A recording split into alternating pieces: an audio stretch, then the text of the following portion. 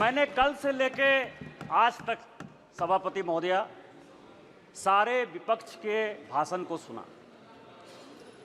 सारे विपक्ष के भाषण में असत्य, गुमराह करने वाले तथ्य, निराशावादी, डर और डर की जो पराकाष्ठा हो सकती है कि डर के आगे कुछ नहीं है, हम कभी जीत नहीं सकते, उस तरह के भाषण को देखा। यहां विपक्ष के नेता ने भाषण दिया, सभापति महोदया, मैं वो नहीं हूं जो मैं दिखता हूं वो मैं नहीं हूं। पिछले बार मैंने कहा था कि यहां प्रेत आकर भाषण देके चला गया। इस बार जो मुझे लगा उनके भाषण से कि एक फिल्म हमने देखी थी मिस्टर इंडिया, अनिल कपूर जो है किसी को दिखते नहीं है, फिर दिख जाते हैं। यदि लाल जो है कहीं दिखाई देगा तो वो मिस्टर इंडिया के अनिल कपूर हैं, जो दिखते हैं वो नहीं दिखते हैं, जो दिखते हैं वो नहीं दिखते। विपक्ष का क्या डर है सभापति महोदया, ये आप समझिए। गॉस्पेल ट्रुथ के आधार पर असत्य को सत्य बनाने की कोशिश कर रहे हैं। पूरा विपक्ष जो मुस्लिम की राजनीति करता रहा, आज हिंदू हिंदू चिल्ला रहा है। जिस लोकसभा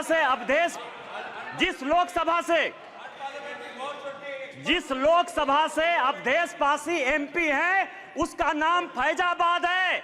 किसी ने फैजाबाद नहीं कहा, सबने अयोध्या कहा। यही भारतीय जनता पार्टी की जीत है, यही मोदी की जीत है।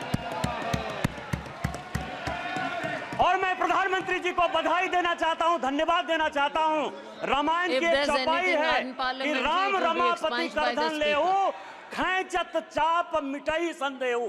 उन्होंने पूरे देश को यह मैसेज दे दिया कि यह देश हिंदू है, हिंदू राष्ट्र है और मुसलमान के नाम पर कोई राजनीति नहीं हो सकती है। फैजाबाद का नाम अपोजिशन के किसी आदमी ने नहीं लिया। क्या सत्य है? इन्होंने कहा हमारे ऊपर ईडी आ गई, हमारे ऊपर सीबीआई आ गई, हम किसी से नहीं डरते। आप वहां चले गए, बांसवाड़ा चले गए, आपने क्या भाषण दे दिया, क्या जीत गए? मैं एक ऐसा शख्स हूं, अखिलेश जी सुनिए आराम से, मेरे ऊपर कांग्रेस और जेएमएम ने 44 केस किए। मेरे 80 साल 85 साल के माँ पिताजी के ऊपर केस हुए। गैलरी में मेरी वाइफ बैठी हुई है, मेरे बच्चे बैठे हुए हैं, उनके ऊपर केस हुआ।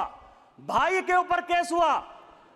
और सरकार ने आरटीआई मैंने मंगाया है, 10 करोड़ रुपया हाई कोर्ट और सुप्रीम कोर्ट में मेरे से केस लड़ने के लिए किया। मैं जब चुनाव लड़ने के लिए गया, राहुल गांधी जी की यात्रा हुई, मल्लिकार्जुन खड़गे का 2 कार्यक्रम हुआ, प्रियंका गांधी जी गई, उन्होंने कहा कि मैं चैम्बर में बैठा रहता हूं। और मैंने कहा कि मैं मोदी का सिपाही हूं, मैं भारतीय जनता पार्टी का सिपाही हूं।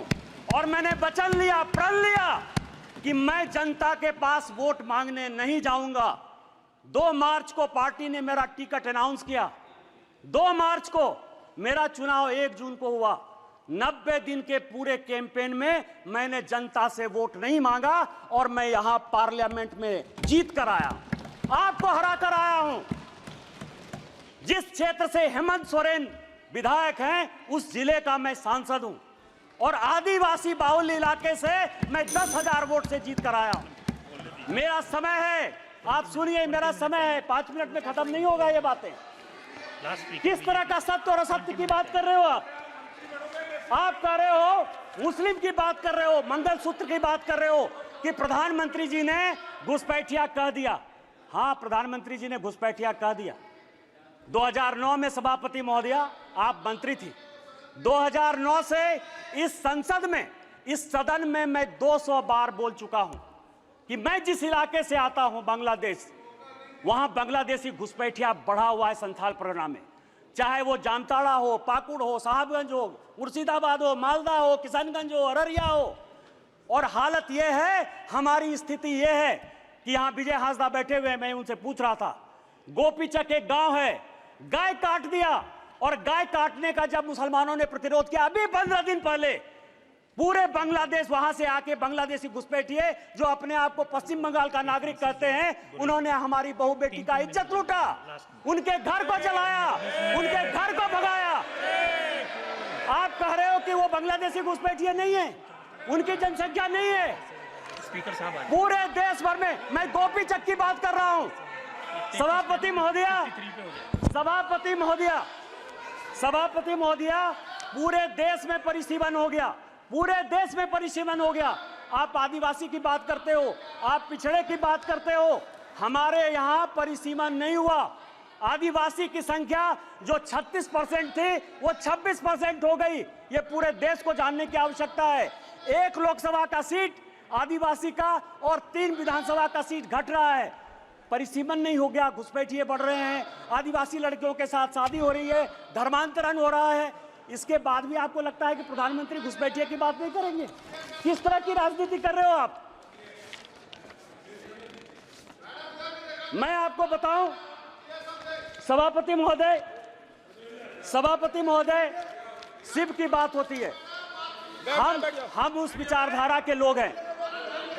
अतजल गगरी छलकत जाए, जिसको कुछ समझ में नहीं आती। यदि आपको शिव का ही दिखाना था, गुरु नानक का दिखाना था, तो मंदिर चले जाते यार, गुरुद्वारा चले जाते। इस पार्लियामेंट में फोटो क्यों दिखा रहे? चले जाते ना। और जिस अभय मुद्रा की बात कर रहे हैं, मैं ब्राह्मण हूं और मुझे गर्व है कि ब्राह्मण हूं। जिस अभय मुद्रा की बात करते हो, भगवान शंकर को 4 हाथ है, 4 हाथ है, 1 हाथ नहीं होता है। और हस्त मुद्रा में ऐसे भी हाथ है, ऐसे भी हाथ है, ऐसे भी हाथ है, 28 मुद्राएं हैं।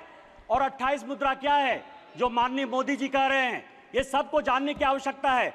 एक मुद्रा वो है जिसके हाथ में डमरू बजा हुआ है। डमरू मतलब स्टार्ट करिए, प्रकृति को स्टार्ट करिए, जीवन को स्टार्ट करिए, गरीबों के लिए काम करना स्टार्ट कीजिए।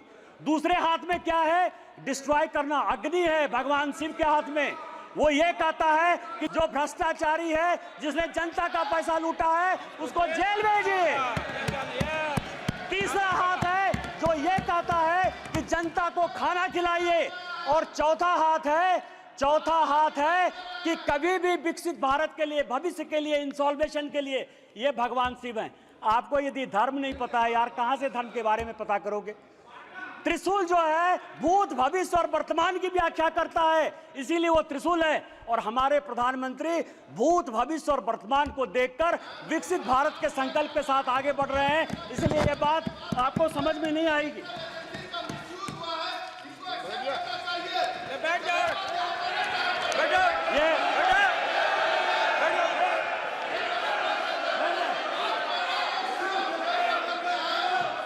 ये सभापति महोदया, ये संविधान की बात करती हैं। अभी मैंने कहा मिसा जी, मैं आपके बारे में बोला, उन्होंने कहा कि मैं बोलूंगा। मिसा भारती जब पैदा हुई तो जेल में थी। मेरे गुरु गोविंदाचार्य उस वक्त वो भी जेल में थे, राम बहादुर राय भी जेल में थे। और लालू जी को राम बहादुर राय ने सजेस्ट किया कि अपनी बेटी का नाम मिसा रख दो, इसीलिए उनका नाम मिसा भारती। जिस किताब का विमोचन राहुल गांधी ने किया, MK स्टालिन की आत्मकथा का, उसमें सबसे बढ़िया टॉपिक क्या है सभापति महोदया पता है? कि इमरजेंसी में जो है मेरे पिताजी ने पुलिस को हैंडओवर कर दिया। और यहां बैठे हुए हैं अखिलेश यादव जी, इनके पिताजी के साथ मुझे काम करने का मौका मिला। और बड़े आदमी थे, इतने बड़े आदमी थे कि वो हमेशा कहते थे कि मैं तुम्हारा भाषण सुनता हूं। उन्होंने मुझे इमरजेंसी की कहानी सुनाई कि जिस दिन इमरजेंसी गए तो उनकी वाइफ के पास जो है खाना खिलाने के लिए अपने परिवार के पास नहीं था। आप संविधान की बात करते हो, आपने कहा राज्य डिवीजन कर लिया। आपको पता है कि क्या हुआ? 7वां संशोधन 1956 में जब नेहरू ने किया तो उन्होंने कहा संविधान की आत्मा, आपने भी नरेंद्र मोदी कहा, इसलिए मैं नेहरू कर रहा हूं। मैं जानता था कि आप अटैक करो। Please address the chair. सभापति महोदया, 7वां संशोधन यह किया कि राज्य को कोई अधिकार नहीं होगा अपना बाउंड्री चुनने का। और यही कारण है कि 7वें संशोधन के बाद 14 राज्य और 6 यूनियन टेरिटरी बन गए। आप संविधान की बात करते हो, आप कहते हो संविधान बचाने की बात करते हो। संविधान की प्रस्तावना स्वर्ण सिंह कमेटी के बाद जब इमरजेंसी में सारे बड़े नेता, चाहे वो लालू प्रसाद जी हो, मुलायम सिंह यादव हो, करुणानिधि जी हो, अडवाणी जी हो, अटल जी हो, हेमवती नंदन बहुगुणा हो, कांग्रेस के चंद्रशेखर जी हो, बाबू जगजीवन राम हो, जब सारे जयप्रकाश नारायण, मैं MP की बात कर रहा हूं, ये सारे लोग जब जेल में बंद थे तो स्वर्ण सिंह कमेटी बनाई 1976 में। 42वां संशोधन हुआ। उस 42वें संशोधन ने हमारे धर्म परायण देश को, हम धार्मिक हैं, हम हिंदू हैं, बिट्टू यहां बैठा हुआ सिख है, बुद्धिस्ट हैं, रिजू जी उन्होंने कहा कि हम बुद्धिस्ट हैं, यहां ओवैसी बैठे हुए हैं, इस्लाम उनके लिए गर्व का विषय है। आपने हमारे देश को धर्मनिरपेक्ष कर दिया, रातों रात बदल दिया। आपने उसमें इंटीग्रिटी शब्द जोड़ दिया। पूरा देश जो है ईमानदार है, इसी कारण ईमानदारी से चलता है। आपने ईमानदार जोड़ दिया और आपने उसमें सोशलिस्ट जोड़ दिया। अरे कैसे सोशलिस्ट हो सकते हैं हम यार? कोई कम्युनिस्ट हो सकता है, कोई कैपिटलिस्ट हो सकता है, तुमने जो है सोशलिस्ट पूरे प्रेम्बल को बदल दिया और आप संविधान बनाने की बात करते हो। उन्होंने कहा कि जो हम कानून बनाएंगे, जो फंडामेंटल राइट हुए थे, जो हमने हमारे फोर फादर्स ने जो फंडामेंटल राइट्स दिए थे, उसके साथ आपने फंडामेंटल ड्यूटीज एक अलग शब्द जोड़ दिया। आप संविधान बनाने की बात करते हो। पूरा का पूरा 42वां संशोधन, उन्होंने कहा कि जो संविधान कानून बनाएगा, क्योंकि इंदिरा गांधी की सदस्यता खत्म हो गई थी, उन्होंने कहा कि हम फिर से रिइंस्टेट होकर देश के प्रधानमंत्री बन जाएंगे। आप मेरे ऊपर कोई क्वेश्चन नहीं कर सकते हो। लोकसभा के जो समय है, समय सीमा 5 साल, उन्होंने कहा अब 6 साल होगा। खाता न वही, इंदिरा गांधी जो कहे सही, संविधान वही है। अरे संविधान बचाने वाले यदि मोदी ने संविधान बदला, 370 के लिए बदला, शेड्यूल कास्ट के लिए बदला, ओबीसी को संवैधानिक दर्जा देने के लिए बदला। और जब भी शेड्यूल टाइप ओबीसी की बात होगी, हम संविधान बदलेंगे और हमको कोई संकोच नहीं। सवाल ये है, ये आर्य और अनार्य की बात करते हैं, ऋषि मुनि की बात करते हैं। राजा साहब, आप हमारे मित्र हो। मैं एक ऐसा आदमी था जो तिहाड़ में आपसे मिलने के लिए गया, कांग्रेस ने आपको जेल भेजा। आपको पता है कि गुरु वशिष्ठ, विश्वामित्र, अगस्त मुनि, ये कोई भी ब्राह्मण नहीं थे। रामायण, महाभारत, गीता लिखने वाले कोई भी ब्राह्मण नहीं थे। कोई भगवान ब्राह्मण नहीं है। रामायण वाल्मीकि ने लिखी, महाभारत वेद व्यास ने लिखा, चारों वेद और 13 उपनिषद सभी वेद व्यास ने लिखे, जो मछुआरे के बेटे थे। और चाहे वो ऋषि अगस्त हो, ऋषि कन्नन हो, आप जो है आर्य और अनार्य के बीच में। और आप ही के सांसद, कांग्रेस के सांसद, 1952 में जिस कांग्रेस के सांसद रामधारी सिंह दिनकर को नेहरू जी संसद बनाकर लेकर आए, सांसद रहे, 12 साल रहे, देश के बहुत बड़े कवि, उन्होंने संस्कृति के 4 अध्याय लिखे। उस संस्कृति के 4 अध्याय में उन्होंने लिखा कि ना कोई आर्य है ना कोई अनार्य है। जो हरिजन, जो शेड्यूल कास्ट तमिलनाडु का है, वही कलकत्ता का ब्राह्मण है, और जो कलकत्ता का ओबीसी है, वही पंजाब का जो है सिख है। ये उन्होंने लिखा, कांग्रेस ने लिखा, आपके सांसद ने लिखा।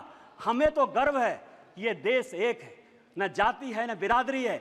आप किस तरह की बात करते हो, जाति प्रथा की बात करते हो। मैं एक बात कहना चाहता हूं, यहां जितने बुजुर्ग लोग बैठे हुए, स्वागत राय जी बैठे होंगे, आज से 50 साल पहले किसी बड़े घर में, किसी गांव में कहीं कोई शौचालय नहीं होता था। चाहे बड़े परिवार की महिलाएं हो या छोटे परिवार की महिलाएं हो, वो खेत में जाती थी। तो जब खेत में जाती थी तो मेहतर प्रथा कहां से आ गया? जो मुगलों ने दिया, आप उसको सही मान रहे हो, और आप पूरे देश को जो है हिंदुत्व के नाम पर, आर्य के नाम पर, अनार्य के नाम पर, इस्लाम के नाम पर केवल गुमराह करने की कोशिश करते हो। ये गॉस्पेल ट्रूथ को बंद करो, ये कहना बंद करो, और देश को जो है साथ लेकर चलने की बात करो। बस मैं अंत में, सभापति महोदय, एक पॉइंट है कि कल कहा गया कि स्पीकर साहब जो है झुक के प्रधानमंत्री जी को जो है अभिवादन किए और राहुल जी को ऐसे। आज मैंने एक फोटो देखा थल सेना अध्यक्ष का, वर्दी में कहा जाता है कि किसी को प्रणाम नहीं करना चाहिए। आज सारे अखबारों में थल सेना अध्यक्ष का फोटो छपा है और अपनी मां को पैर छू के वर्दी में प्रणाम कर रहे हैं। तैत्तिरीय उपनिषद का एक श्लोक है, अभिवादनशीलस्य नित्यं वृद्धा पसेबिनः चत्वारि तस्य वर्धन्ते आयुर्विद्या यशोबलम। आपसे जो भी बड़े आदमी हैं, पद की, मर्यादा की कभी परवाह नहीं करिए। अभी पार्लियामेंट खत्म हुआ, मैं फरवरी की बात कर रहा हूं। जिस दिन पार्लियामेंट खत्म हुआ मैं बाहर गाड़ी का वेट कर रहा था। मैं सबसे ज्यादा कांग्रेस पर अटैक करता हूं। राहुल जी, सोनिया जी या पूरा कांग्रेस गांधी परिवार मेरा टॉपिक है, क्योंकि मेरे फादर 1975 में इमरजेंसी में सैक कर दिए गए, उनकी ज़िंदगी में नौकरी नहीं लगी। 19 महीने मेरे परिवार के लोग इमरजेंसी में बंद रहे, इसलिए कांग्रेस के प्रति इतना विद्रोह या ये चीज़ जो है मेरे मन में है, बचपन से है, क्योंकि मेरा बचपन मैंने देखा ही नहीं, क्योंकि हम लोग सभी देशद्रोही के परिवार के माने जाते थे। सोनिया जी आई, सोनिया जी ने मेरा हाथ पकड़ा सबके सामने, क्योंकि सबके सामने पब्लिक में एक काम हुआ, इसलिए मैं पब्लिक में बात कर रहा हूं। और उन्होंने मुझे कहा कि निशिकांत, आज मेरी तबीयत खराब थी, लेकिन तुम्हारे जैसे लोगों को पार्लियामेंट आना चाहिए। मैंने प्रणाम किया उनको। मैंने ये नहीं सोचा कि वो सोनिया गांधी वो बड़ी हैं। आप किस तरह के डिस्कोर्स में ले जाना चाहते हो? माननीय मोदी जी हमारे पार्टी के बड़े आदमी हैं। पार्टी टिकट दी तो ओम बिरला जो है इस कुर्सी पर बैठे। यदि उनको पैर छू के भी प्रणाम कर लेते ओम बिरला जी, तो उस कुर्सी की ताकत कम नहीं होती। आपको भारतीय सभ्यता और संस्कृति के बारे में नहीं पता है, और यदि भारतीय सभ्यता संस्कृति के बारे में नहीं पता है तो आप जिंदगी में कुछ नहीं कर सकते हो। आज आप 98 में हो, अगले चुनाव में आपको जो है लीडर ऑफ द अपोजिशन का भी मौका नहीं मिलेगा। आपने मुझे मौका दिया। इन्हीं शब्दों के साथ जय हिंद, जय Bharat. Francis George. Francis George. Rule. Under what rule? Will you please quote the rule?